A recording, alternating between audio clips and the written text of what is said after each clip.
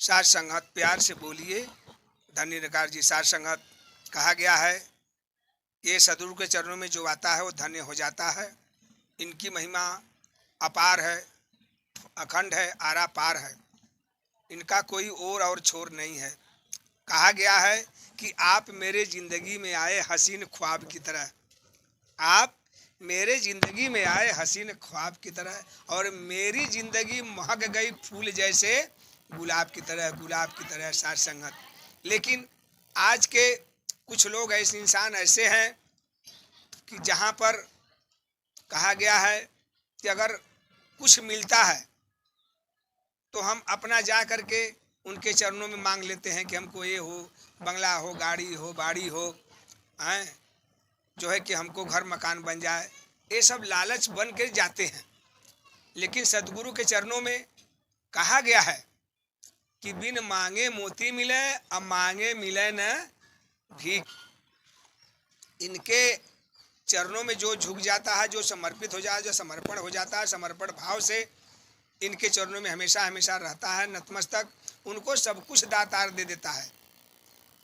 और किसी को मांगने से कुछ मिलता उलता नहीं है। एक बहन को बहुत लालच था और उनकी बुढ़िया जो है कि जाती थी हमेशा सत्संग में, और तब उनकी पतो बहू बोली कि माई तू जालू तो हमने खातिर कुछ मांगतू नहीं। कहना का मांगी? बोला तब कहले कि हमने खातिर कुछ मांग लिया। अरे हमने के लड़कियां मांग लिया ने, अपना अखिया मांग लिया, अनहर बहुत है। कहन कि अच्छा। गए तो वो बड़ा प्यार से जौन बा कही कि हमारी बहू ऐसी ऐसी बात कही है, हे दातार मुझे आप ऐसा वरदान दीजिए या मुझे ऐसा जो है कि दान दीजिए कि ताकि हमारे परिवार में जो है कि वो सौभाग्य हो। तो बोले कि बोलो क्या चाहिए तुमको। तो उसके पतहू को तो लालच था ही, लेकिन बुढ़िया बेचारी अपना जो है कि अर्जी सुनाया सदगुरु के चरणों में। और वो बुढ़िया कही कि मुझे सोने का कटोरा चाहिए, मुझे सोने का कटोरा चाहिए और उसमें दूध रहे, और अपने नाती को उस कटोरे में दूध पीते हुए मैं देखूं। प्यार से बोलिए। देखिए वो तीन चीज मांग ली सदगुरु के चरणों में, अपने मन ही मन मांग ली श्रद्धा भाव से कि मुझे सोने का कटोरा चाहिए और उसमें दूध भरा रहे और मेरा नाती उसमें कटोरे में दूध पीता रहे, मैं अपने आँख से देखूं। देखिए अब वो अपना आँख भी मान लिया और सोना का कटोरा भी मांग लिया और नाती भी मांग लिया। तो इस दरबार में जो है लालच बोल करके कोई कामना नहीं होती है, श्रद्धा भाव प्यार से होता है। इसमें सदगुरु माता सब कुछ देती हैं। कौन सा ऐसा चीज है कि जो कि यहाँ नहीं मिलता? सब कुछ मिल जाता है इनके दरबार में, इनके चरणों में। और ये दातार की ऐसी रहमो करम है, ऐसी कृपा है कि भी सभी संत महात्मा अपनी अपनी झोली खुशियों से भर देते हैं। छाई रहे सबके चेहरवा पे लाली, रोज रोज ईद रहे होली और दिवाली, और छाई रहे सबके चेहरवा पे लाली। रोज आप अपने घर में होली दिवाली खुशियां मनाइए, एक दिन का बात यहाँ नहीं है। इस दरबार में यही सिखाया जाता है। किसी भी संत महात्मा को इस सदगुरु के द्वारा जब ज्ञान मिल जाता है तो उनका जन्मों जन्मों तक जो है कि जम्बा लोक सुखी और परलोक सुहेला हो जाता है। प्यार से बोलिए धन निरंकार सार संगत। तो ऐसा ज्ञान दिया जाता है।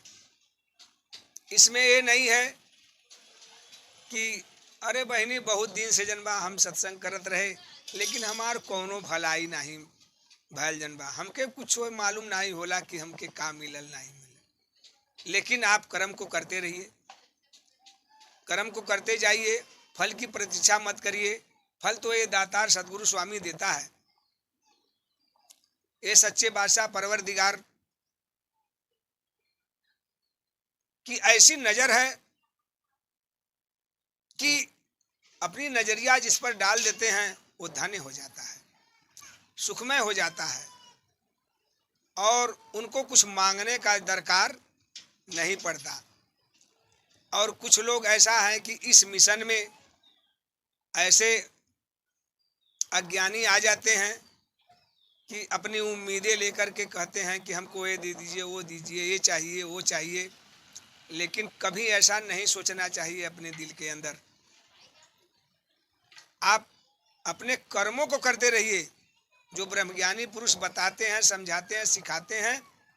आप उनके आदेश और उपदेश को मान करके चलिए, उनके वचनों पर चलिए, बताए हुए दिशा निर्देश को मानिए, अपने परिवार में मिल बर्तन का श्रृंगार बन के रहिए, तो सबसे अच्छा होगा, अति उत्तम होगा। आपका परिवार खुशहाल रहेगा और हमेशा हमेशा बीवी बच्चे सभी लोग जो है कि नजरिया से देखते देखते जो है कि इनके चरणों में धन्य हो जाएंगे। साथ संगत हमारी सदगुरु माता हमें सब कुछ देती है, और जो संत महात्मा होते हैं वो अपने किसी भी चीज़ की लालच नहीं करते, किसी की प्रतीक्षा नहीं करते, और संत महात्मा किसी के मुहताज भी नहीं होते कि किसी के मुहताज रहे।